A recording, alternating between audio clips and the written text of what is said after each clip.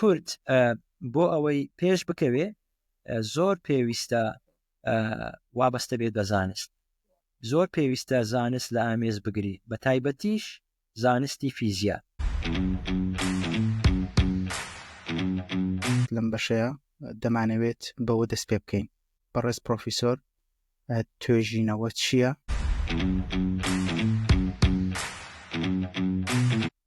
بە بۆچوونی بەڕێزت ئایا فیزیا دەتوانێت کێشی کۆمەلگا چارەسەر بکات بە دیاریکراوی کێشی کۆمەلگای کوردی؟ وەکو بەڕێزت ئاماژت پێکرد، پارە و ئەو تێڕوانینەی بۆ داهاتوو هەت بێ، بۆ هەست ناکەم و شتانە قورس بێ. ئێمە دەتوانین لە کوردستان زۆر شت بگۆڕین.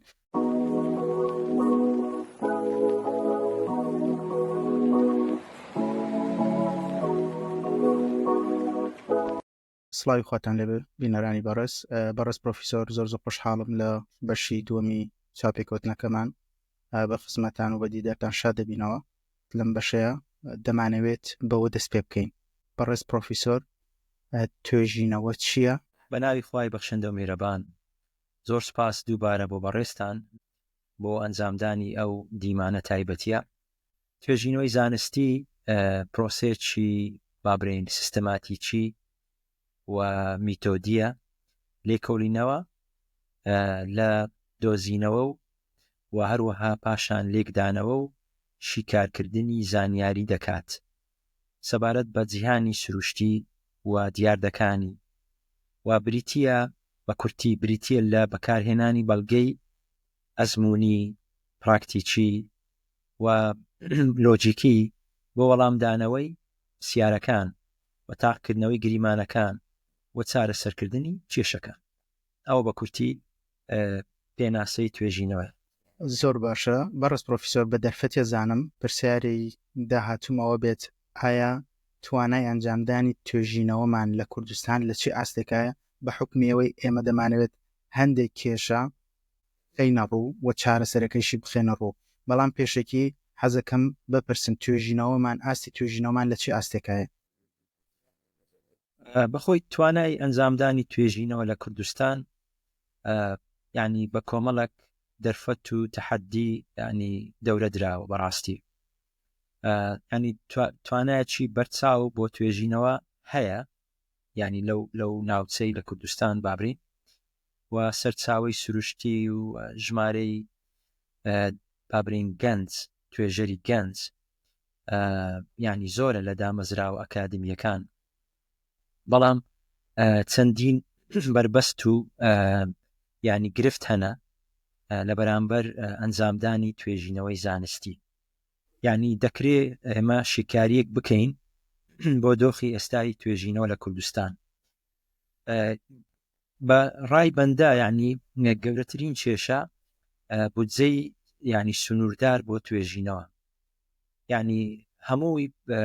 سەرچاوی بابرین داهاتی توێژینەوە بریتە لە بودجەی حکوومەت.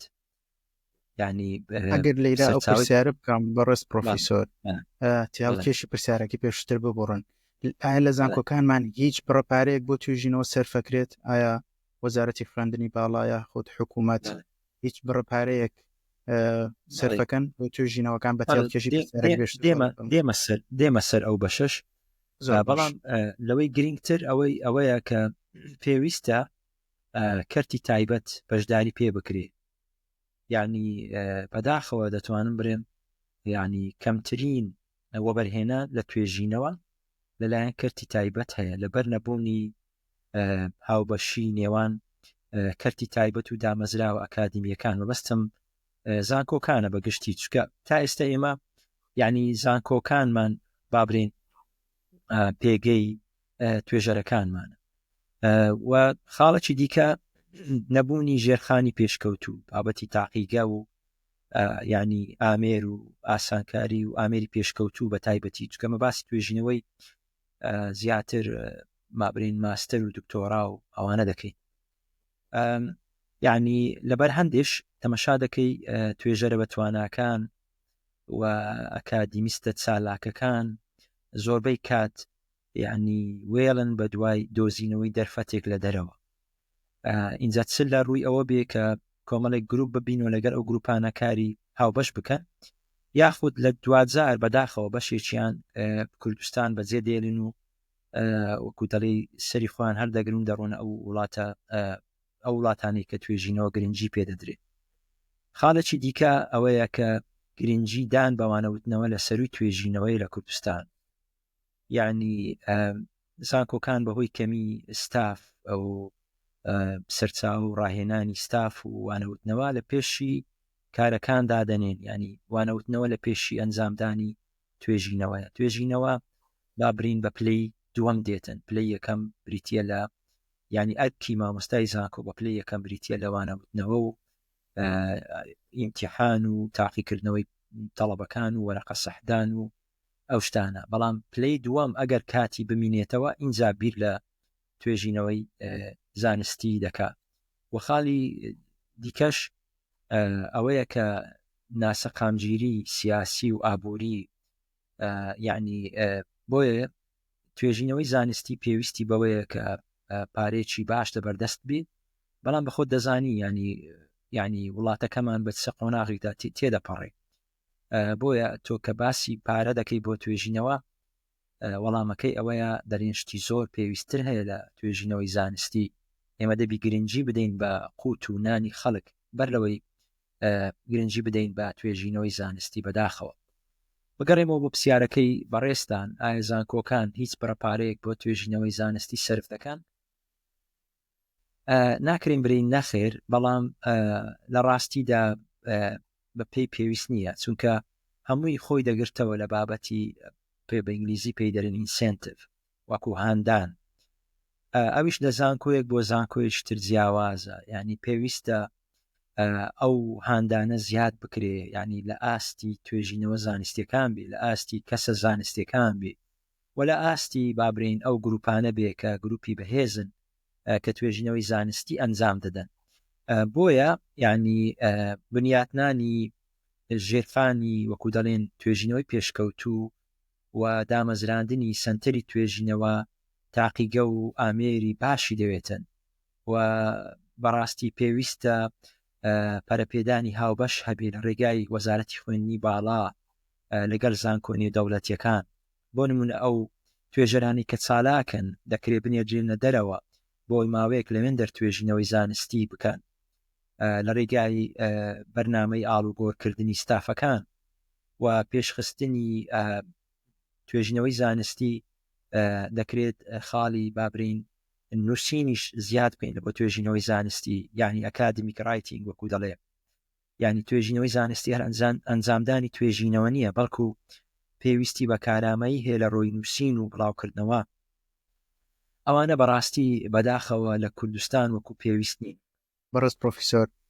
ئەمە ڕام دەکێشێ بۆ ئەوەی بپرسم کە زانکۆکان بەو شێوازە پارە بۆ توێژینەوەکان سەرفەکەن، ئایا توێژینەوەکانی زانکۆ لە خزمەت کۆمەڵگادایە؟ ئەگەر لە خزمەتی کۆمەلگادا بێ کەرتی تایبەت بێتە ناوەکەوە، ئایا یعنی پەیوەندیەک لە نێوان زانکۆکان وە کەرتی تایبەت دروست بێ، ئایا بەڕای ئێوە کاریگەری چۆنە بێت لەسەرەوەی توێژینەوەکان بخێنە خزمەتی کۆمەلگا؟ ئایا کاریگەری باشتر نابێ بەڕای بەڕێستان؟ ڕاستە بەداخەوە تا ئێستایانی تاڕادێکی زۆر توێژینەوە زانستیەکان لە ئاقارێکن و پێداویست و کێشە و گرفتی کۆمەلگای کوردیش لە ئاقارێکی ترن. یعنی کوردستان توانای پەرەپێدانی وەکو باسمان کرد سیستەمێکی زیندوی توێژینەوەی هەیە. تۆ دەزانی ژمارەیەکی بەرچاوی توێژەری نایابمان هەیە، نەک باش نایابمان هەیە و لە زۆربەی زۆری بوارەکان، نەک تەنها لە بواری فیزیا کە خۆمان بابرین تایبەتمەندیمان فیزیایە، بەڵام داخەکەم وەکو پێویست سوودیان لێوەر نەگیرایە ئەو کەسانە، بە تایبەتی ئەوانەی کە لە دەرەوەی وڵات ئەوزەچێ لە بەرنامەی تواناسازی یان پێشتر یان دواتر بڕوانامەیە بەدەستینایە، ئەزمونێکی زۆر باشیان هەیە، بەڵام پێویستی بە وەبەرهێنانی استراتیژی هەیە و باست کرد لە ڕێگای کەرتی تایبەت، کە ناکرێ ئێمە تەنها پشت بە بابرین حکوومەت ببەستین لەو مەجالەی، دەکرێت کەرتی تایبەت بێتە ناو کایەکەی و دەکری ئەوان بە جێرەی پێداویستی خۆیان گرفتەکان تەڕح بکەن لە زانکۆکان و چارەسەرکردنی کێشە و گرفتی ئەوان لەلایەن زانکۆکانەوە بکرێت. بەڕاستی ئەوە یعنی لە هەرێمی کوردستان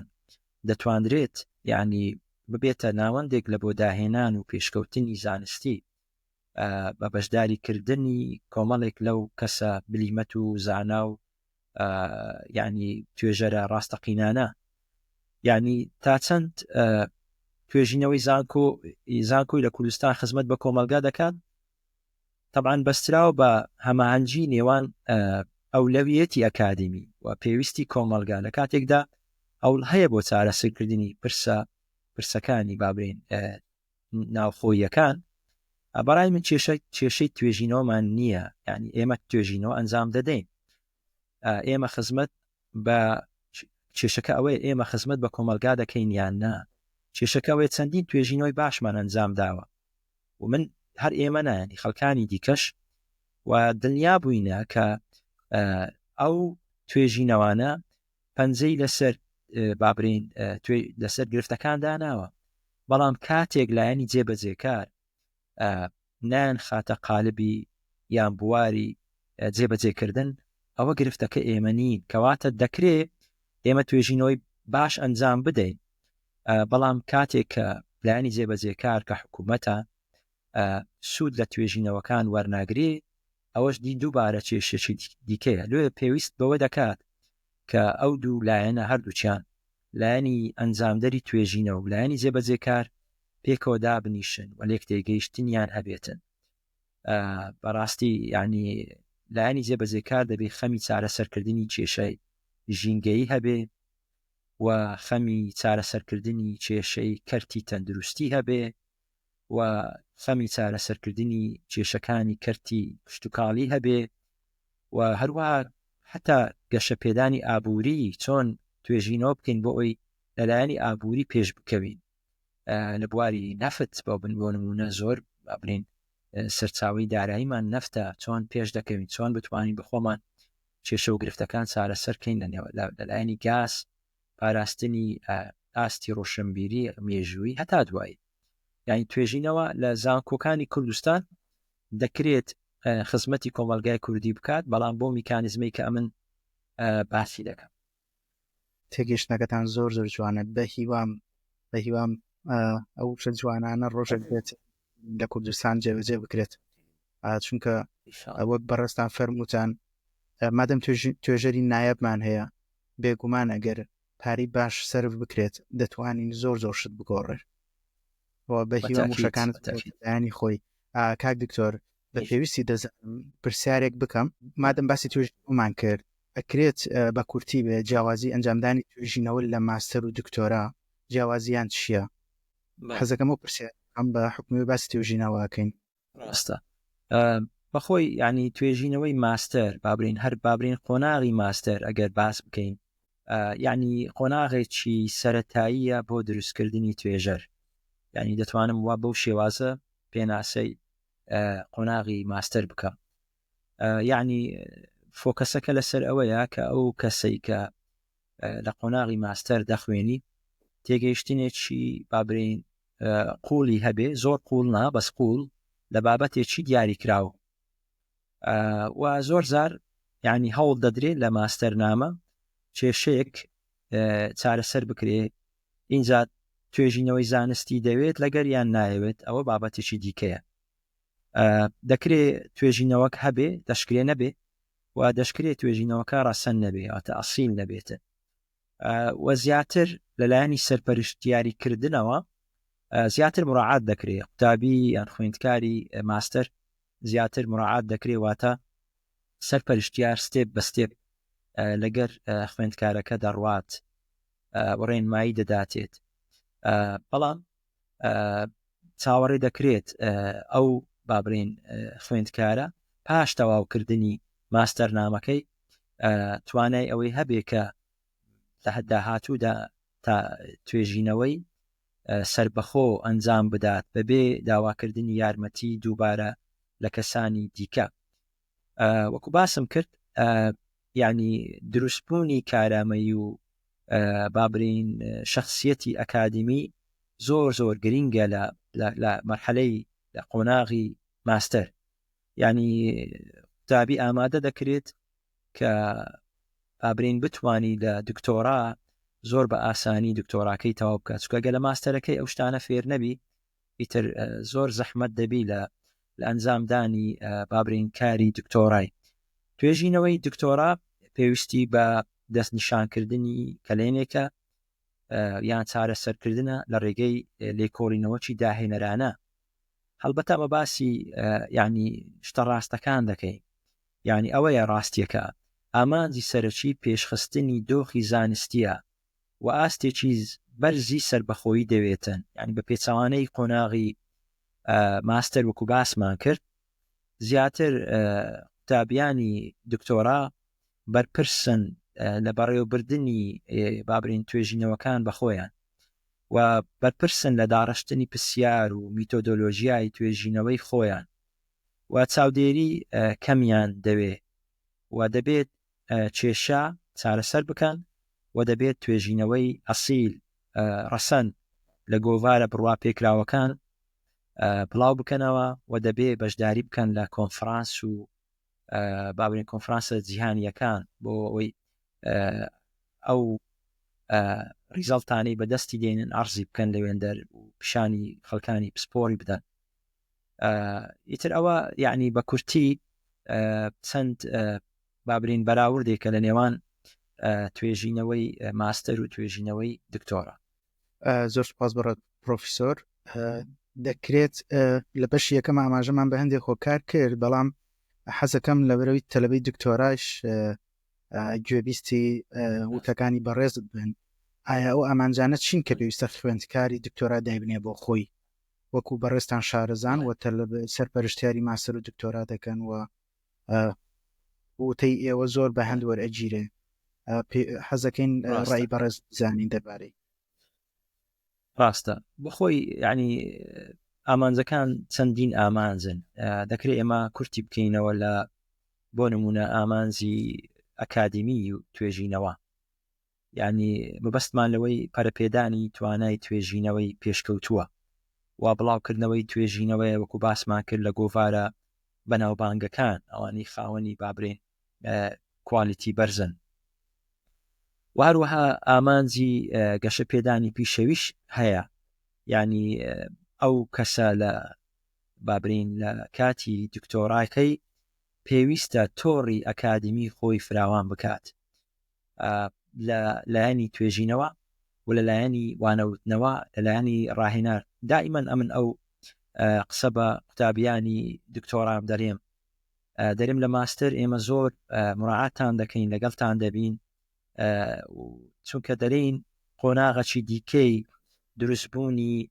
کەسایەتی ئەکادمیان ماوە بیگەنێ کە دکتۆرایە. بەڵام لە دکتۆرا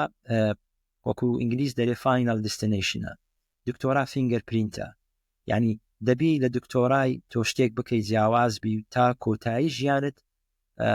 شانازی پێوە بکەی، چونکە مەجای دیکەت نییە. بۆیە بەڕاستی دەمینێتە سەر ئەو کەسە کە بڕیار بدا بۆ ئەوەی کارێکی ناوازە ئەنجام بدا، یعنی شارەزابوون لە بابەتەکەی خۆی، بەدەستهێنانی زانیاری نوێ و بەشداریکردن لە پڕکردنەوەی گاپەکان. ئەوانە هەمووی یعنی بابرین داواکراوە لە قوتابیانی دکتۆرا بگرە لەوەش. لەگەر ئەوەش پێویستە ئەو کەسە خۆی ئامادە بکە بۆ ئەوەی دەچێتە ناو بابرین هۆڵەکانی خوێندن و پاشان دەبێتە لیدەر بۆ ئەوەی ئەو بەیانی سەرپەرشتیاری قوتابیانی خوێندنی باڵا ماستەر و دکتۆرا بکات. عەرەب جوانیان گوتووە دەڵێن فاقد الشەیء لا یعطی، واتە ئەوەی ئەگەر شتێکی پێ نەبێ ناتوانانی شتێک بدە. بۆیە دەبێت تۆ زۆر خۆت پڕ بکەی لە زانست و معریفە و زانیاری بۆی بتوانی لە دواڕۆژ ببیە مۆمێک و خەڵکی لەژێر ڕووناچی تو بەحەسێنەوە. حەزەکەم بزانم بەرپرسەکانی بەردەم خوێندنی دکتۆرا چین، ئەگەر بەگشتی بێ یا لە کوردستان بێ. حەزەکەم هەندێک لە بربەستەکانمان پێ بڵێ و چۆن چارەسەریان بکەین، چۆن چارەسەری بکەن تەلەبەی دکتۆرا. بەڵێ یعنی بربەستەکانی بەردەم خوێندنی دکتۆرا چ لە کوردستان چ لە دەرەوە زۆرن لە سەروی هەمیانەوە مەسلەی تحدیاتی ئەکادمی و توێژینەوە دێتن یعنی ئەو کەسە دەبێت ببێتە توێژەر یعنی کەسێکی ئەکادمی و توێژەرێکی سەرکەوتوو ئیتر یعنی دروستبوونی ئەو کەسایەتیە لەو قۆناغە زۆر گرینگە چونکە ئەتوو لە هەمان کات خەریکی ئەنجامدانی کاری لابی و لە بابرین تاقیەکان ئیش دەکەی و لە هەمان کات خەریکی خوێندنەوەی بۆ ئەوەی بزانی خەڵکانی دیکە چی دەکەن و لە هەمان کات پێویستە ئەو ریزەڵتانی بەدەست دێنی شیان بکەیە و بیان نووسی و بڵاویان بکەیەوە ئەبۆی بە تەسەوری من ینی گەورەترین تەحەدی ئەکادمی و توێژینەوەیە پاشان بابەتی سەرپەرشتیار دێتن ینی گونجانی بابرین قوتابی خوێندنی باڵا لەگەر سەرپەرشتیار بەشێکی گرنگ و سەرچیە لە ئەنجامدانی پرۆسەی دکتۆرا ینی دەبی ئەو دوو کەسە زۆر پێکەوە گونجاو بن پرۆسەکی دوور و درێژەوەکو ماستەر نییە برین بە ساڵێک تەواو دەبێ و خلاص پرۆسەکی دوور و درێژە 4 ساڵ دەخایانی بەلایانی کەم بۆ ئەگەر گونجان و ئینسیجامێکی باش نەبێ لە نێوان سەرپەرشتیار و قوتابی ڕۆژەکان زۆر بە سەختی تێدەپەڕن و دەبی ینی دائیمەن خوێندکاری یا قوتابی دکتۆرا تەنەزول بکە لە هەندێک شت چونکە بابرین ئەو تەڵەبەی ئەو سەرپەرشتیارە بەڕێزەیە ینی هەندێک شتەیە ڕەنگە بە بۆچوونی وی باش نەبی بەڵام پێویستە لەسەری سەبر و ئارامی بگریتن و تەحملی ئەو بابرین ئەو شتانە بکە کە بابرین بە ڕێوی باش نییە کێشەی دیکە دێتە پێش ئەویش پێی دەڵێن کێشەی کات ینی بەڕێوەبردننی کات بەڕاستی ینی پێویستی بەوەیە کە ئەو کەسە کاتەکانی خۆی زۆر بە جوانی ڕێک بخە و هاوسەنجی لە بەرامبەر چەندین بەرپرسیارەتی ڕەنگە لە دەرێ بەو شێوازە نەبی بەڵام لە کوردستان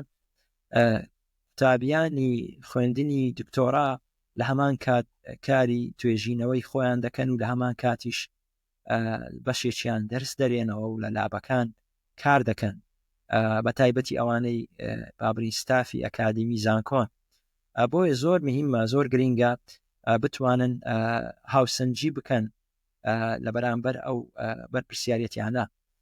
تەحەدای پاشتر تەحەدای بابرین دەرونیە ینی دەبی لە ڕووی دەرونیەوە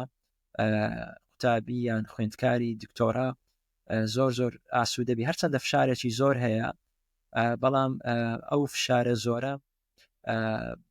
دەبێت چارەسەر بکرێ و دەبێت ئەو قوتابێت دوورکەوێتەوە لە تەنیایی و گۆشە گیری و بەو بابرین بەو نیەتی کە ئەو شتانی من بەدەستیم هینایە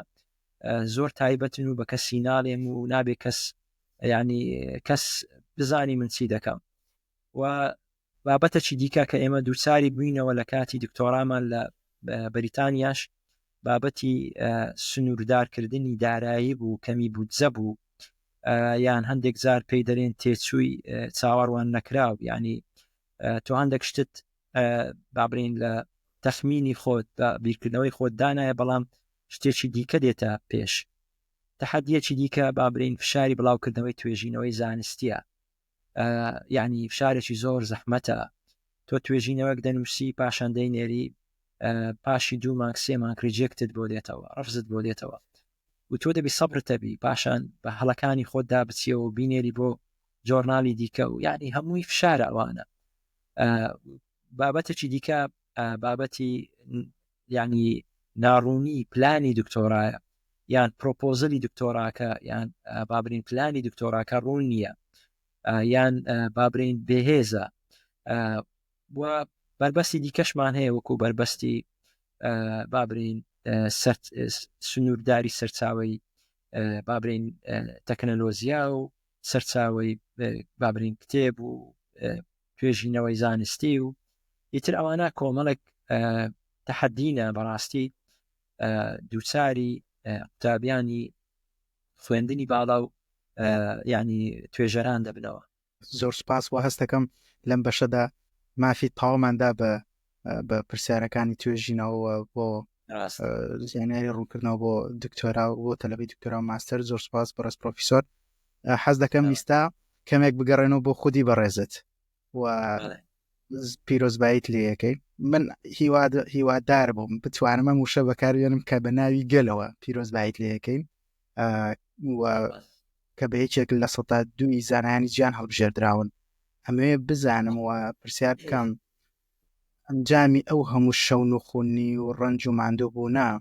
لەو کاتا کە ناوتان لە 102 زانایانی گیان کە هەڵبژێردران هەستان بە چی کرد؟ ینی هەستان چۆن بوو؟ بەڵێ پشتی سپاست دەکەم بەڕاستی بۆ دەربڕینی ئەو ینی خۆشیە کە لە بریندە موچاوی بەڕێستان دەبینم کە چەند خۆشحاڵی. بەڵام گەیشتن بە 102 ینی زانایانی جیهان وەکو بەڕێزت ئاماژەت پێکرد ینی لە ڕیزبەندی توێژەرانی کاریگەر کە زانکۆی ستانفۆرد دانی پێداناوە پێویستی بە خۆبەخشیەکی زۆر ناوازە دەتوانم بڵێم و پێویستی بە شەون خوونی و دەنجامدانی کۆمەڵێکی زۆر لە توێژینەوەی زانستی ینی ڕیزبەندیەکە بەگشتی ینی پێوەرەکی زانستی و دروستە بۆ ئەوەی کە ینی ئەو کەسانەی کە پێشەنگن لە بوارە جیاجیاکان تاوان بواری من مەتیریال ساینسە لە بەرچاو دەگرێ و لە سەر تاسەری جیهانە بەبێ جیاوازی ینی هەستێکی خۆشە بەجددی هەستێکی زۆر زۆر خۆشە. من ئەو کاتەی ساڵی بابرین 2023 بۆ یەکەم زار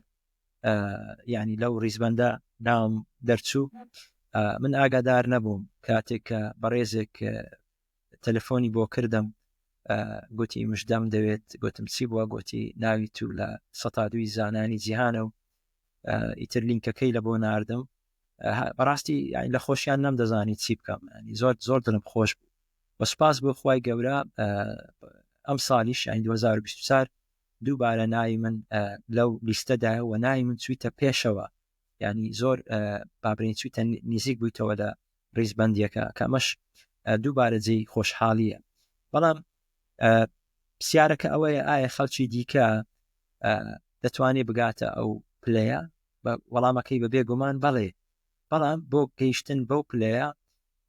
پێویستە یعنی بناغەیەکی زانستی بەهێز و پتە و بۆ خۆت دابنێ و چاوت لەوە نەبێت کاری بابرین توێژینەوەی بێهێز ئەنجام بدەیت و هەموو کات بیر لەوە بکەیەوە کە پرۆفایلی زانستی خۆت بەهێز بکەیت و زیادکردنی بەرهەمهێنانی توێژینەوە و بەشداریکردنی بابرین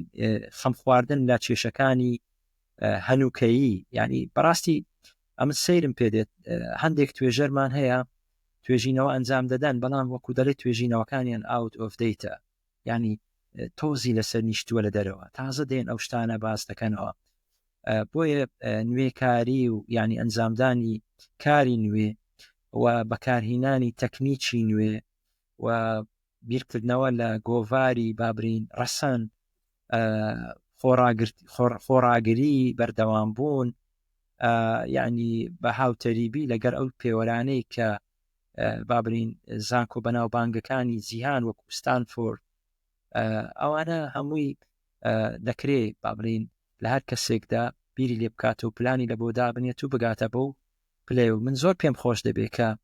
توێژەرانی کوردستان بگەنە و ئاستا و ژمارەی توێژەرانی کوردستان زیاد بێت ئەوە بۆ ئێمەش دڵخۆشیە مای دڵخۆشیە. بە هیوام نمونەتان زیاد بێ بەڕاست پرۆفیسۆر و توێژەری تر لە ناو کووردا ببینین بگانە و پلەیە ئینشاءڵڵا. بەڕاست پرۆفیسۆر مادەم گەڕاینەوە بۆ خودی بەڕێزت حەز دەکەم لەسەر توێژینەوەکانت بوەستین ئەگەر بکرێت هەندێک لەبەرەوەی ڕەنگە بینەرەکانمان لە ئاستی جیاوازە بن تەلەڤیزیۆن زانکۆ بنیان هەر بینەرێکی بەڕازی تر حەزەکەم لە سەر توێژینەوەکان بوەستین و کەمێک باسی توێژینەوەکانت بکەین. توێژینەوەکەی بەڕێزت بۆ نمونە لە چی بوارێکایە ئێمە لە کۆمەلگا ئەتوانین چی کێشەیەک چارەسەر بکەین بەو بە ئەنجامدانی و توێژینەوەانە ئەگەر وەلەو ڕێژەی توێژینەوەکان زۆرە بە خۆشحاڵیەوە بەڵام ئەوەنەی کات دەرفەت هەبێت حەزەکەم هەندێکمان بۆ ڕوونکەیتەوە بەڵە سەرم بەڵێ بەسەر چاو ڕاستی ئەمە وەکو باسمان کرد لە بەشی یەکەمی بەرنمەکەی بەڕێستان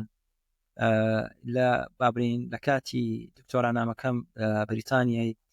لە ڕێگای شلە ئایۆنیەکان توانیمان ینی بۆ 2000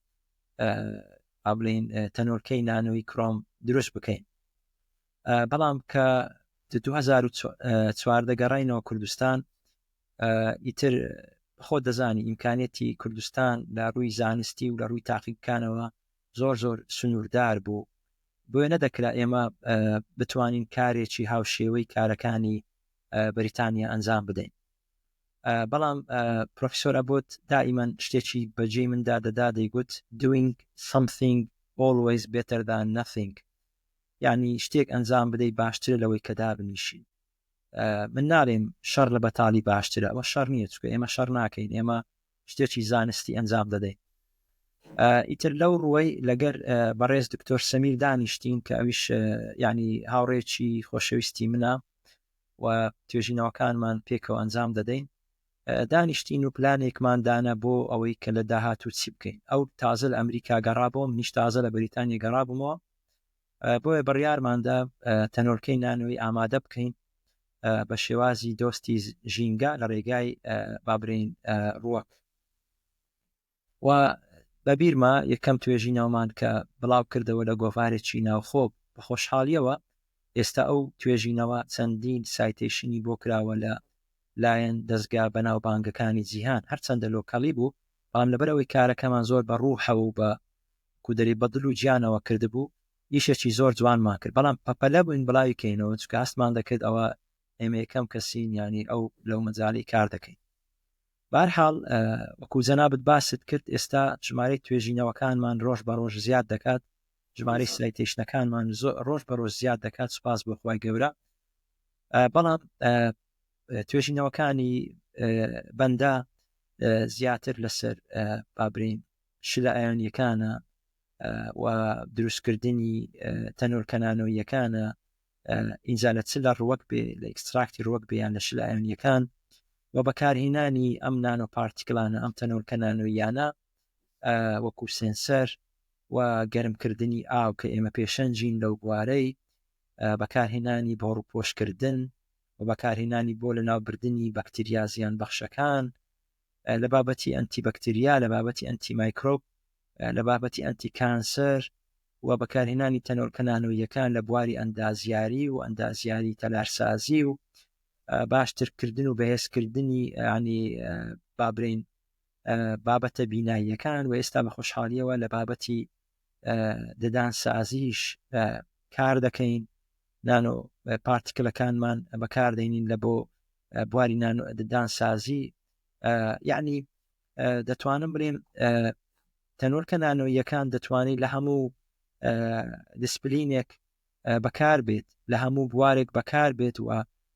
ئەپلیکیشنی لە هەموو شوێنێکدا هەیە یعنی لە بابرین بۆ پاراستنی ژینگە بۆ خاوێنکردنی ڕووەکان ینی سێلف کلینیک یعنی ئەوانە هەمووی کۆمەڵە ئەپلیکیشنێکن کە ئێمە ینی لەگەر چەندین گروپ هیچ دەکەین لەسەری و بەردەوامین الحەمدولله بە پێویستی دەزانم لەیرا ئەو پرسیارە بکەم ئایا چی بە پێویست دەزان بۆ پێشقستنی توێژینەوە لە کوردستان لە دوای ئەو باگراوندە باشی کە باستان کرد حەزەکەم ئەو پرسیارش بپرسم بەخوای پێشخستنی توێژینەوە لە کوردستان یعنی پێویستی بە ینی ڕێبازێکی یان بابرین میکانزمێکی فرەلایەن هەیە یعنی دەبیت لە هەمان کاتدا حکوومەت پاڵپشتی توێژینەوەکان وەکو لە بەشەکانی دیکەی پرسیاری جەنابەت باسمان کرد بەڵام دەکرێت بابرین ئەو پێشخستنە لە چەند خاڵێک کورد بکەینەوە بۆ نمونە بەهێزکردنی ژێرخانی توێژینەوە کە لەوە لە سەروی هەمویانەوە دێ و بەرزکردنی دەرفەتی ینی فەندینگ اینجا چ لە دەرەوە بێت لە ڕێگای کەرتی تایبەت بێ و بنیاتنان بیر بکرێتەوە لە بنیاتنانی توانای توێژەران، یعنی بەردەوام خولی ڕاهێنان بکرێتەوە بۆ توێژەران لەلایەن پسپۆڕانی بواری توێژینەوە. دەکرێت بیر لە چاندنی کولتورێکی ئاراستەکردنی توێژینەوە بکەین، یعنی دەستگایەک هەبێت کللتورێک دابنێت، سیستەمێک دابنێت بۆ ئەوەی توێژینەوەکان بەرەو ئاستێکی جیهانی بڕۆن. دروستکردنی تۆڕی توێژینەوە بەداخەوە، ینی ئێستا لە دەرەوە ینی بابرین کە توێژینەوە ئەنجام دەدرێت، کۆمەڵێک زانکۆ کۆمەڵێک وڵات بەشداری دەکەن بۆ ئەنجامدانی توێژینەوەیەک. بەڵام ئێمە لە کوردستان زانکۆیەک ئاگەی لە زانکۆیەکی تر نییە و توێژەرەکان بەداخەوە بە تەنیا ئیش دەکەن، پێکەوە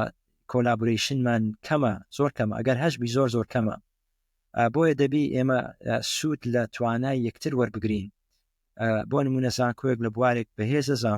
زانکۆکەی تر لە بواریشتر بەهێزە، دەکرێت ئەوانە ئالوگۆڕی زانیاریەکان بکەن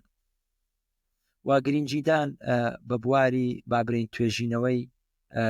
نوێخوازی، ینی دوور بکەمینەوە لەو توێژینەوانەی کە وەکو باسمان کرد لە پێشتر ئاوت ئۆف دەیتن. ینی دەبی سیاسەتی توێژینەوە ڕێک بخینەوە، بیر بکەینەوە لە بابرین بڵاوکردنەوەی توێژینەوە لە گۆڤاری ئاستبەرز و دەتوانین بیر لەوە بکەینەوە کە گۆڤارەکانی خۆشمان، گۆڤارە لۆکالیەکانی خۆشمان ببینە قۆناغێکی بابرین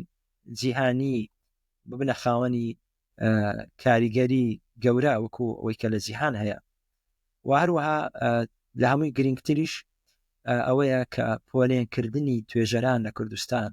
یعنی ناکرێ هەموو توێژەران بە یەک چاوسەیر بکرێن. ئینجا و پۆلێنکردنە لەلایەنی مادی،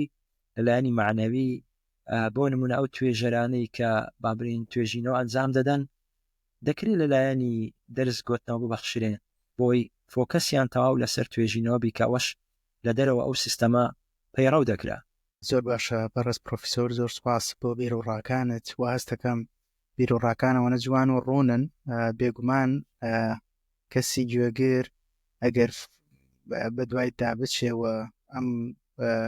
بابەتانە وەکو خۆی جێبەجێ بکاو و فەرمووت هەم بۆ خۆی پێشکەوتووە بێ و هەم وڵاتیش پێشکەوتووە بێ. من لەوە بێگومانم. بیرۆکەکان زۆر ڕوونن. زۆر زۆر سپاس دووبارە. حەزەکەم بڕۆینە بەشێکی تر کەوە بەشی فیزیا بێت. باسی لە بەشی یەکەما و تا ئیستاش لە بەشی دووەم باسی زۆر شتان کرد. حەزەکەم ئەم جارە زۆر بڕۆینە ناو کرۆکی بابەتێک، ئەویش بابەتە سەرەکیەکەی بەڕێستە فیزیا. بەڵام پێش ئەوەی کە بە تەواوەتی بچینە ناو پرسیارەکانەوە، حەزەکەم بپرسم بۆچی زانست گرنگە؟ بەڕێز پرۆفیسۆر، بۆچی گرنگی بدەین بە زانستی فیزیا وەکو کورد؟ جوانە، پرسیارەکی زۆر بەجێ. بەڕاستی تەوان زانست بەردی بناغی پێشکەوتنی بابرین هەموو کۆمەلگاکانە. زانست دەتوانین بڵین چارەسەری کێشە چەقبەستوەکان دەکات، کوالیتی ژیانی مرۆڤەکان باشتر دەکات، تێگەیشتنمان لە گەردوون فراوانتر دەکات. یعنی بەڕاستی زانست پێویستە بۆ مرۆڤایەتی. پێشکەوتنی دنیای مۆدێرنی ئێستا وابەستەیە بە زانست. چارەسەرکردنی ئاستەنگە جیهانیەکان دیسان وابەستەیە بە زانست. گەشە سەندنی ئابووری وڵاتانی پێشکەوتوو دیسان وابەستەیە بە زانست. کوالیتی ژیان وابەستەیە بە زانست. بەهێزکردنی ئاستی ڕۆشنبیری و کەلتوری و یعنی کۆمەلگاکان و مرۆڤەکان عینن وابەستەیە بە زانست. کەواتە کورد بۆ ئەوەی پێش بکەوێ زۆر پێویستە وابەستە بێت بە زانست. زۆر پێویستە زانست لە ئامێز بگری، بە تایبەتیش زانستی فیزیا.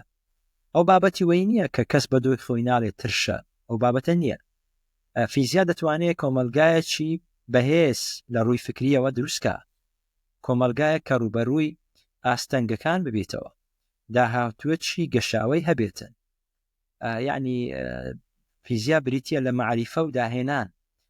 یعنی تەکنەلۆژیا ئەگەر فیزیای لێ ببینە دەرێ، تەکنۆلۆژیا بەرەو پاش دەگەڕێتەوە. یعنی وزەی نوێبەوە چییە مەگەر فیزیا نەبێتن؟ ئاستەنگە ژینگەیەکان ببوورە چۆن بەرەنگار دەبینەوە ئەگەر فیزیا نەبێت؟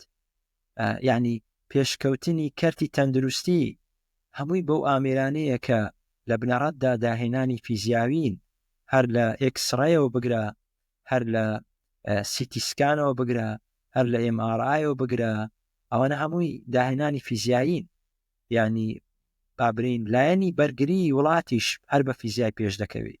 مەگەر دروستکردنی تەیارە و ئامێرەکانی دیکەی جەنگ هەمووی بەرهەمی فیزیانین. یعنی کەواتە دەتوانین برێن کێشەکانی کۆمەلگا فیزیا دەتوانێت چارەسەری بکاتن. لە دوای ئەم وشە جوانانی بەڕێستەوە دەتوانین بڵێن فیزیای هەبوونی باگراوندێکی فیزیایی باشتر کۆمەلگایەکی پێشکەوتوتر بەرهەم دێنێ. بە تاکید حەزەکەم ئەوە بپرسم ڕەبتی کەم بەوەی بە بۆچوونی بەڕێزت ئایا فیزیا دەتوانێت کێشەی کۆمەلگا چارەسەر بکات بە دیاریکراوی کێشەی کۆمەلگای کوردی؟ بەڵێ بە تاکید باسمان کرد فیزیا دەتوانێت ڕۆڵێکی ساس بجێڕێت لە چارەسەرکردنی کێشە کۆمەڵایەتیەکان ئەوانەی تایبەتن بە کۆمەلگای کوردی. یعنی ڕەنگە فیزیا بەتەنیا نەتوانێت هەموو تەحەدیەکان چارەسەر بکات، بەڵام بەکارهێنانی تەکنەلۆژیا و ژێرخانی بابرین ئابووری و تەندروستی دەبێتە ئامرازێکی بابرین گرنگ بۆ گەشەپێدانی کۆمەلگای کوردی. لێرەوە باسی کۆمەلگای کوردی دەکەین، یعنی بۆ نمونە سربەخۆی وزە و بەردەوامی و مەسلەی ئاو کەمی ئاو، یعنی ئەوە لە فیزیا دەتوانێت لەوانە ڕۆڵێکی بەرچاو بجێڕێت. ژێرخانی گواستنەوە، چاودێری تەندروستی وەکو باسمان کرد، فیزیای پزیشکی دەتوانین بینی نەکایەوە، ئاراستنی ژینگە،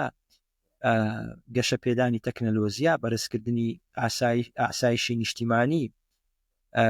یعنی بەرهەمهێنانی بابرین ئامێری پیشەسازی پێشکەوتوو لە ڕێی فیزیاوە، چارەسەرکردنی ئاستەنگە زانستیەکان، هەمووی دەتوانین ئەوانە فیزیا دەتوانێت ڕۆڵێکی گۆڕانکاری بەرچاوی هەبێت لە چارەسەرکردنی کێشەکانی ناو کۆمەلگا، لەسەر بەخۆی وزەوە بگرە تا دەگاتە ژینگە، تا دەگاتە تەندروستی. فیزیا چارەسەری پراکتیکی پێشکەش دەکات لەو سێکتەرانە. ئەنی ئەوانە هەمووی بابرین ئەو بوارانن کە فیزیا دەتوانی ڕۆلی بەرچاو بجێڕێتن و دەکرێت سوود لە فیزیا ببیندرێت لەو بوارانەی کە باسمان. زۆر باشە بەڕێز پرۆفیسۆر، زۆر باسی فیزیامان کرد و وردە من دەمەوێت بپرسم مادەم فیزیا ئەوەنە گەورەیە، مادەم فیزیا ئەوەنە مەودایەکی بەرفراوانی هەیە بۆ چارەسەرکردن کێشەکان، دەمەوێت بپرسم بەڕێستان وەکو پرۆفیسۆر دکتۆر عەزیز بەچی فیزیا سەرسامن، یاخۆت جوانترین یاسای فیزیا بەلاتانەوە چییە؟ بەڕێستان کەسێکی فیزیاوین دەزانن فیزیا بوارێکی فراوانە و پڕە لە دیاردەی بابرین سەرنجڕاکێش، بەڵام وەکو خۆم من سەرسامم بەو بوارانەی کە بابرین پەیوەندی بە نهێنیەکانی گەردوون و نهێنیەکانی گەردیلە هەیە. گەردوون و گەردیلە یعنی لە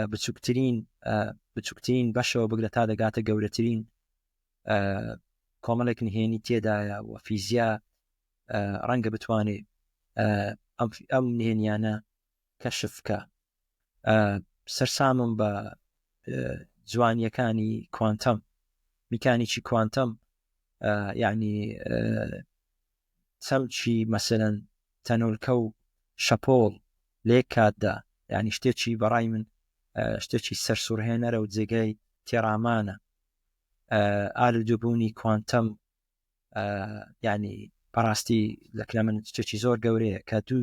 دوو پارتیکل دوو تەنۆلکە لە سەرەتادا پێکەوەن دوایە لێکیان زیاد دەکەینەوە، ئەگەر مەودایەکی دووریش لە نێوانیاندا هەبێت ئەم دوو تەنۆلکە ئاگاداری یەکتر دەبن و ئالوودە نەبە یەکتر. زۆر سەرسامم بە گەردوون ناسی و فیزیای ئەستێرەی، یعنی پەرسەندنی گەردوون ماوەکە زۆر سەرقاڵم بە ینی هەرچەندە لە پسپۆری منیش تۆزێک دوورە بەڵام حەز دەکەم ینی کۆمەڵێک پرسیار هەن ئێمە پێویست دەکا بگەڕینەوە بۆ دروستبوونی گردون ینی لە ڕێگای مەتیریال ساینسی خۆمانەوە سەرساون بە کوونە ڕەشەکان ئەمادە تاریکەکان سەرساون بە تەقینەوەی گەورە ینی سەرساون بە یاساکانی تێرمۆداینەمیک گەرمی لە یاری نێوان وزە و ئینترۆپی یعنی ئەوانە یاسای دووەمی بابرین تێرمۆداینەمیک کە ئینترۆپی دائیمەن بەرەو زیادبوون دەڕوە ئەوەی تەنها یاساکی فیزیاوی نییە بەڵکو وەسفێکە وەسفێکە لە بۆ دروستبوونی گردون وەسفێکە لە بۆ گردون ینی لە هەمووی زیاتر پرسیارەکەی جەنابەت لە هەمووی زیاتر سەرسامم بە هاوچێشەی پلانک سەرسام بە هاوچێشەی شرۆدینگەر سەرسام بە هاوچێشەکانی ماکسویل بەڕاستی بابەتەکانت هەمووی زۆر کاریگەری لێکردم بۆ شێوازیکەوە هەمووی کۆکراوەتەوە هەمووشی پەیوەندی بەیەکۆ هەیە ئەوش کۆمەڵە بیردۆز و فێۆری هەیە کە ڕامانە کێشێ بەڵام کاتەکە ڕەنگە هەر ئەوە نەبێت نەتوانین زۆر ئاماژەی پێ بکەین بەڵام وەکو تەلەبێکی بەڕێز پرۆفیسۆر بەڕێز دەزانی فیزیاکان هەمیشە کۆمەڵە پرسیارەکان پرۆفیسۆرەکانیان ڕێگەیان زۆر بۆ کورتەکەنەوە بە حسمی و تەجروبەیان بۆیە حەزەکەم بپرسم و لە زانکۆش هەر پرۆفیسۆرێکی بەڕێز ببینم لەیرە کۆمەڵە پرسیاری لەیەکەم و حەزەکەم تێڕوانینی بەڕێزت وەکو پرۆفیسۆرێکی کوردی پرسیاری ئەوە بکەم ئایا کات چییە بۆشایی چییە بەلای بەڕێستانەوە تێڕوانینی بەڕێستان خوێندنەوەی بەڕێستان کات وەکو شمشێر وایە ئەگەر نەی بڕی دێتوەڕێت ئەوە بابەتە ئینشاییەکەیە کە ئێمە دائیمەن داڕشتنمان لەسەر دەنووسی بۆ چوونی فیزیا جیاوازە لە بۆ چوونی بابرین عاتفی لە فیزیای کات بڕێکی بنەڕەتیە بریتە لە پێشکەوتنی ڕووداوەکان لە ڕادبردووەوە لە ڕێگای ئێستاوە بۆ داهاتوو ئەگەر پێت خۆشە دووبارەی دەکەمەوە بڕێکی بنەڕەتیە لە پێشکەوتنی ڕووداوەکان لە ڕابردووەوە لە ڕێگای ئێستاوە بۆ داهاتوو بەڵام سروشتی سنووردارە بە پێی فیزیای کلاسیکی یعنی کات بەڕوانگەی فیزیای نیوتن کات ڕەها و گشتگیرە بە شێوەیەکی یەکسان دەڕژێ سەر بەخۆیە لە هەر شتێکی تر لە گردون ئەوە تێڕوانینی نیوتنە ینی ڕووداوەکانیش لە چوارچێوەی هێڵەکانی کات ڕوودەدەن ئەگەر کات نەبێت ئێمە ناتوانین خێرایی شتەکان دەربینین وەگەر نەتوانین خێرایی شتەکان دەربینین ناتوانین هێزەکان حساب بکەین وەگەر نەتوانین هێزەکان حساب بکەین ناتوانین وزەکان حساب بکەین وەگەر نەتوانین وزە حساب بکەین ژیان نابێت کەواتە کات دەکرێت برین شتێکی حتمیە بەجێرەی بابرین بیردۆزی ڕێژەیی ئاینشتاین کات ڕەها نییە یعنی ئاینشتاین هەرچەندە زۆر سەرسام بوو بە نیوتن بەڵام ئاینشتاین لێرە بۆچوونەکی دیکەی هەیە سەبارەت بە کات واتە کات دەگۆڕدرێت بە پێی جوولەی چاودێر بە پێی کاریگەری هێزی چێشکردن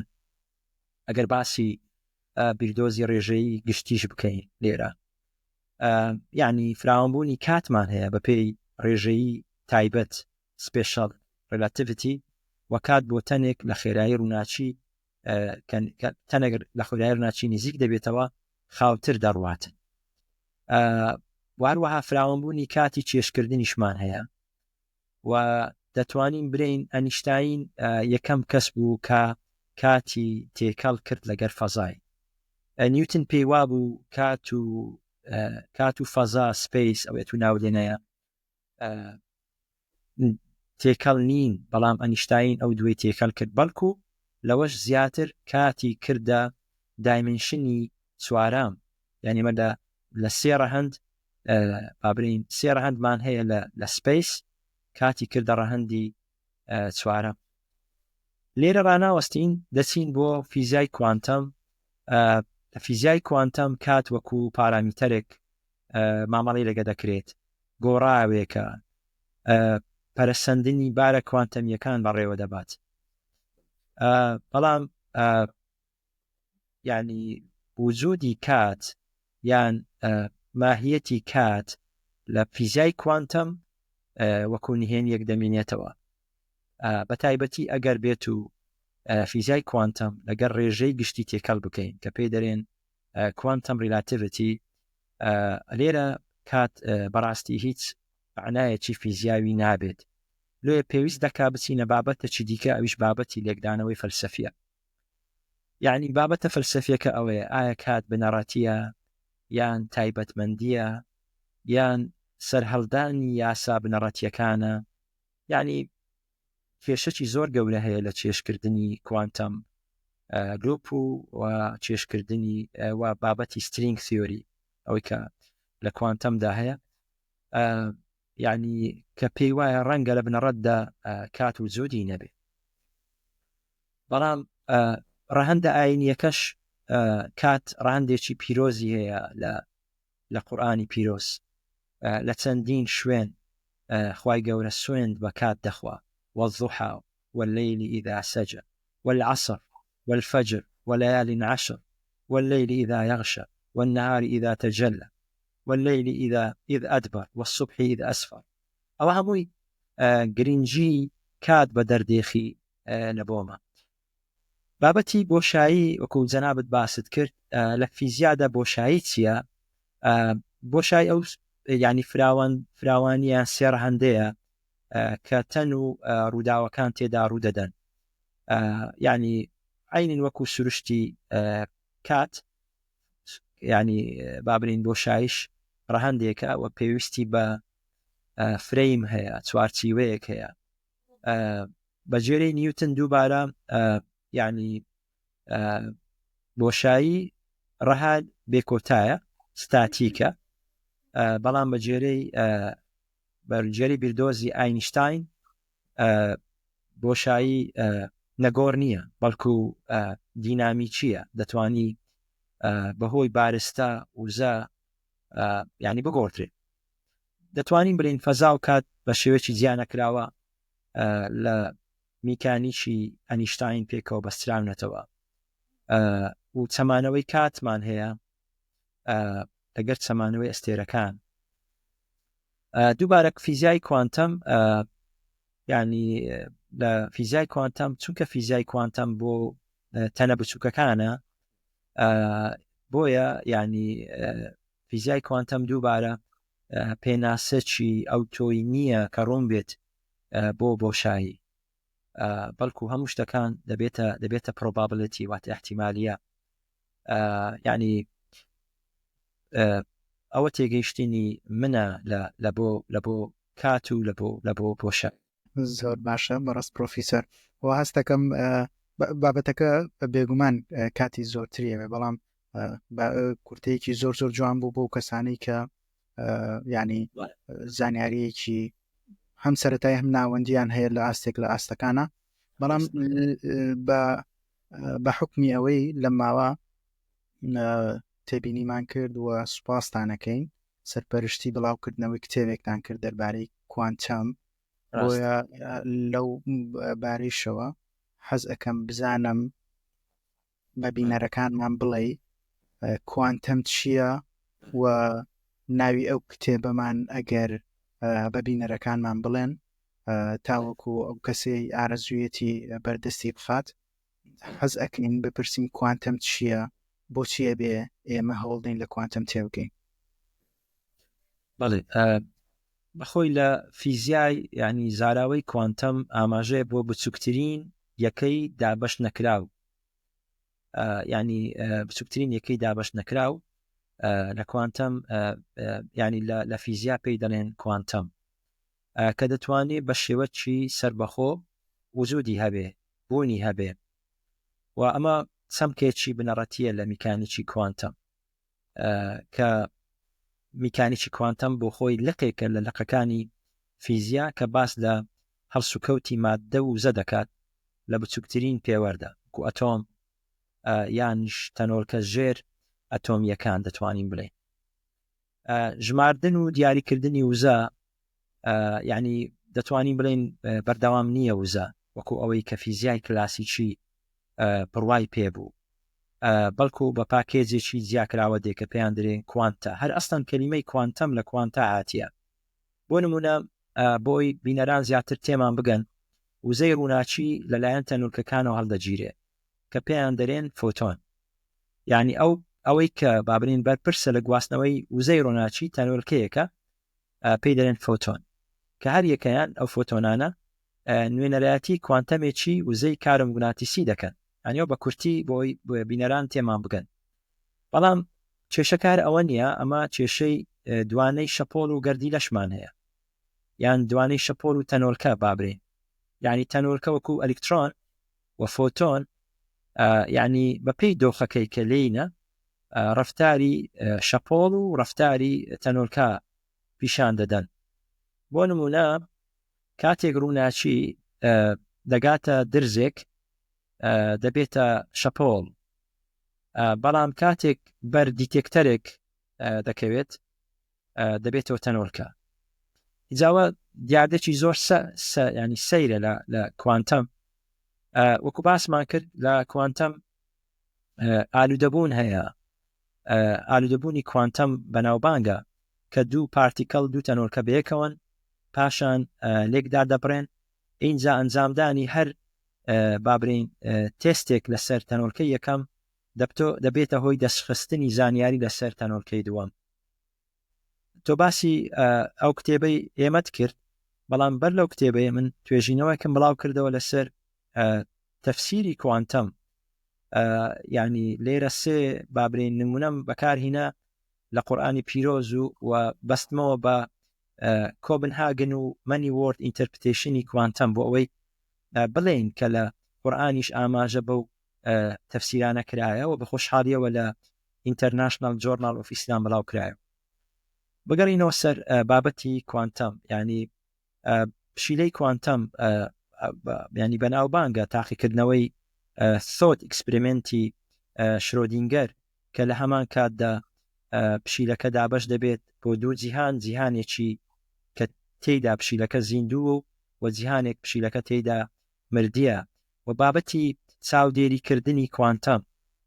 وەکو بۆر لە یعنی لە مەبدەعەکەی خۆیدا دەڵێ observation determine the existence، واتە بابرین مراقەبەکردن و چاودێریکردن دەبێتە هۆی ئەوەی کە بسەلمێنین کە شتێک وجودی هەیە نییە. ئیتر ئەوانە کۆمەڵێک نمونەن بنەمای نادڵنیایی بۆ نمونە کە ئەوە لە فیزیای کلاسیک وجودی نییە. نادڵنیایی هایزنبرگ کە باس لەوە دەکا هەندێک لە تایبەتمەندیەکان وەکو شوێن، وەکو زەبر، وەکو کات، وەکو وزە ناتوانین بەوردی پێکەوە بیان پێوین. بۆ نمونە تا زیاتر بەوردی لە شوێنی تەنۆرکەیەک بزانین کەمتر دەتوانین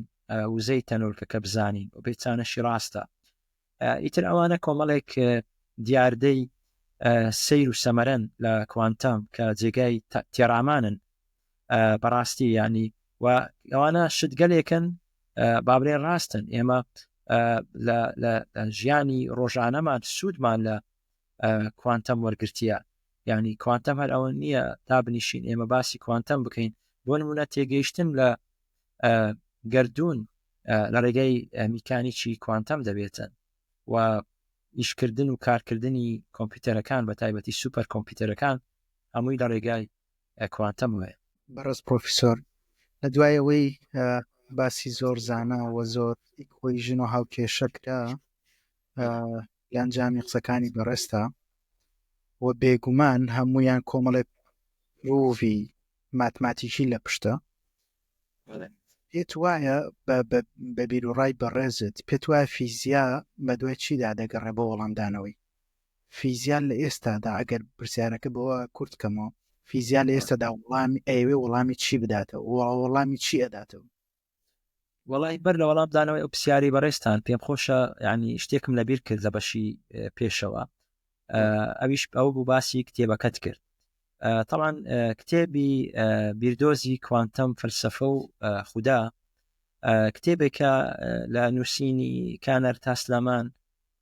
توێژەرێکی بابرین نووسەرێکی بەناوبانگە و ئێمەش بە خۆشحاڵیەوە لەگەر کچی خۆشەویستم لە هەستین بە بابرین وەرجێڕان و منیش بە خۆشحاڵیەوە پێداچوونەوەی زانستیم بۆ کرد لەبەر ئەوەی کتێبەکە لە ئاستێکی بەرزی بابرین کوانتەم و فەلسەفە و خوداناسی بوو بۆیە پێویستی دەکرد کەسێکی پسپۆر بێت چەمکەکان وەکو خۆی بابرین تەرح بکە ئەگەرنا ڕەنگە خوێنەر سەری لێ بشێت و نەزانێت چۆن بە دوای وەڵامەکاندا بگەڕێت ئەم کتێبە من ریکۆمەندی دەکەم کتێبێکی زۆر زۆر باشە بۆ هەموو کەسێک پێویستە هەموو کەسێک لە چ ئاستێک بی لە چ باگراوندێک بی ئەم کتێبە بخوێنتەوە بە تایبەتی لە جیهانی ئەوڕۆ کە کۆمەڵێک تەحەدا و گرفت هەن بەڕاستی یعنی خەڵکانێک میکانیکی کوانتەم بەکاردێنی بۆ ئەوەی بسەلمێنی کە گەردوون نەخۆ هاتیە بەڵام ئیمە لەو کتێبەی بە شێوازێکی زۆر زانستی هەستین هەموو بیرۆکەکان و بابرین لێکۆڵینەوەکانمان هێناوە و بە شێوازێکی زانستی وەڵامی دراوەتەوە لەلایەن ئەو نووسەرە و ئێمەش بە خۆشحاڵیەوە وەرمانجێراوەتە سەر زمانی کوردی چونکە بەداخەوە دەڵێم کتێبخانەی کوردی لە ڕووی کتێبی زانستی زۆر زۆر هەژارە ئەوە ئەمەش کارێکە دەستمان پێکردی ئینشاءڵڵا و بەردەوام دەبین ینی کاری زانستیمان بە زمانی کوردی بۆی خوێنەرانمان بگەنەوە ئاستە و بتوانن کۆمیونیکیشن بکەن لەگەر ئەو کتێبە تازانی کە دێنەکایەوە سەبارەت بە پرسیاری بەڕێستان ینی پرسیارەکە ئەوە بوو پێت وایە فیزیا بە دوای چی دەگەڕێ بە وەڵامدانەوەی یان فیزیا وەڵامی چی دەداتەوە ئەمە پرسیارەکە بووانە فیزیا ئەمڕۆ ینی سەرڕای پێشکەوتنی ینی زۆر لە بوارەکان وەکو بواری کوانتەم و بواری ڕێژەیی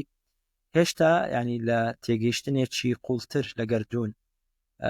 بەگشتی ینی گیری خواردیە وەکو پەیوەندی هۆشیاری بەبوون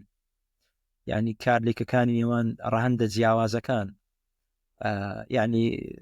من لەو نێزیکانە سیمینارێکم پێشکەش کرد لەسەر ڕەهەندەکان تا ڕەهەندی دەیەم ڕۆشتم لە ڕەهەندی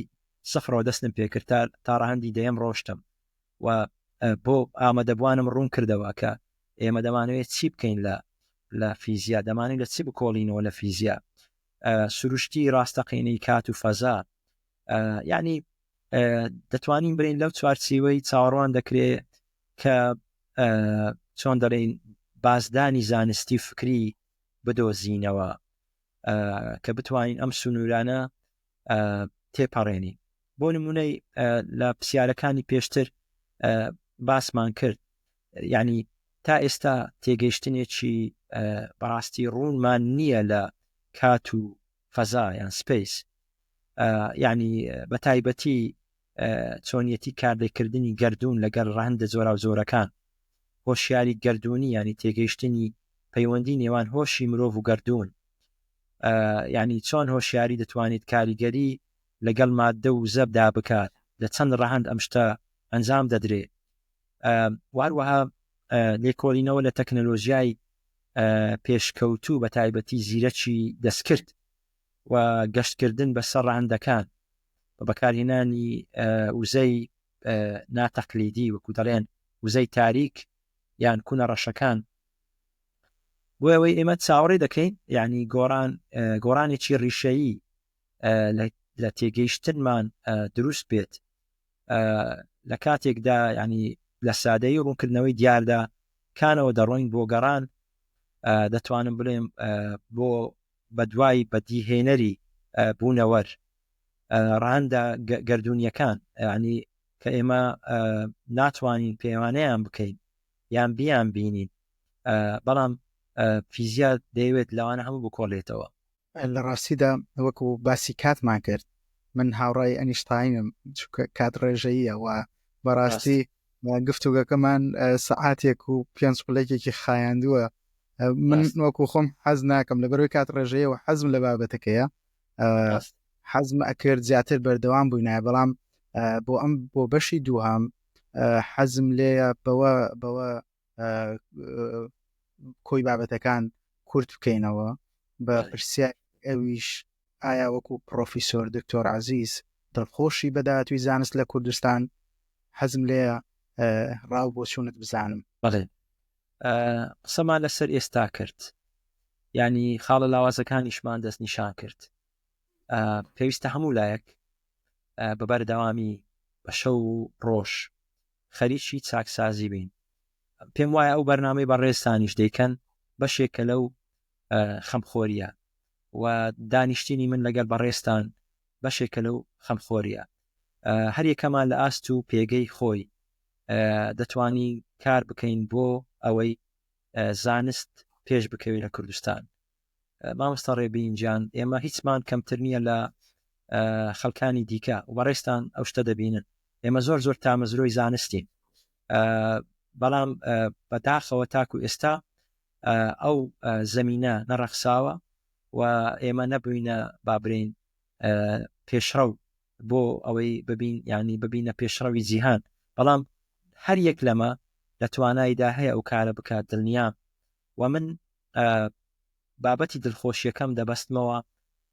بەوەی هەر کاتێک ئێمە گەیشتین بۆ پێگە زانستیەی کە من باسم کرد ئەو کاتی منیش دڵخۆش دەبم و داهاتووی زانست لە کوردستان. بە هیوام و بۆ ئومێدەم ئەو وشە جوانانە کۆمەڵێک فێرخوازە و بینەرانی کە ئەمان بینن ڕەنگە هەندێکیان بەشی فیزیا بن ئەم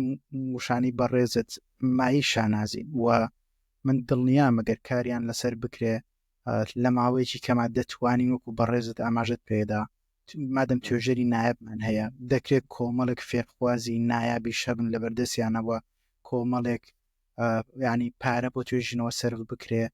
من بێگومانم لەوەی دەتوانین لە ماوەیەکی کەما زۆر بەرەو پێش بچین. یعنی بەڕاستی ئێستا لە وڵاتانی ئەوروپا لە هەر وڵاتێک ینی بەڕێز پرۆفیسۆر ئاماژەت بە ئەوەدا بۆ نمونە سین لە ڕاستیدا ئەو لە بابەتی ئەلکترۆنیا زیرەکە بڕۆچێکی ماستەر و دکتۆراکانیان کە کاک پرۆفیسۆر ینی هەمووی گرنگیدانە بەوە تەلەبەی ماستەر و دکتۆراکانیان هەمووی گرنگیدانە بە بابەتی ئەلکترۆنی چونکە ئەوێت خۆی تەرخەنکە ئەوێت ینی ئیبداع بکە لەو بابەتانە.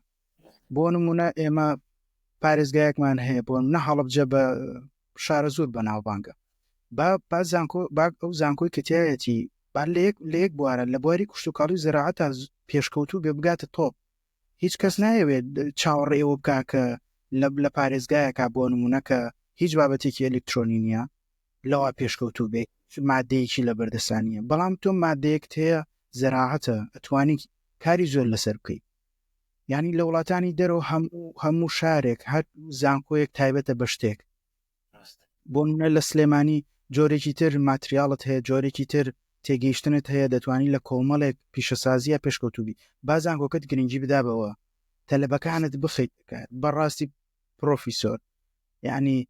وەکو بەڕێزت ئاماژت پێکرد پارە و ئەو تێڕوانینەی بۆ داهاتوو هەت بێ بۆ هەست ناکەم و شتانە قورس بێ ئێمە دەتوانین لە کوردستان زۆر شت بگۆڕین. بۆ نمونە بۆچی بەڕێزت یعنی لایانی پەیوەندیدار و حکوومەت بۆچی 20 تەلەبەی دکتۆرا و ماستەر ناخاتە ژێر دەست یعنی بەڕێزت لە بەشی یەکەمە ئاماژت پێدا تەلەبەکانی ماستەر دکتۆرا سەرپەرشتیار بە دڵی خۆیان هەڵنابژێرن ڕەنگە وەکو بەڕێزش لە بربەستەکانە ئاماژت پێدا ڕەنگە چۆن بڵێ سەرپەرشتیارەکەی بەدڵ نەبێ یا سەرپەرشتیارەکە تەلەبەی ئاسی تەلەبەکەی بەدڵ نەبێ بۆ ئوشتانە فری ناگەن خۆوانە زۆر قورس نین با لە یەکتری تێبگەن با بەڕێز من باوەڕ کە پرۆفیسۆر سەرپەرشتیارێکمان هەبوو لە سین 147 دانە تەلەبەی ماستەر و دکتۆرا لەژێر دەسا بوون.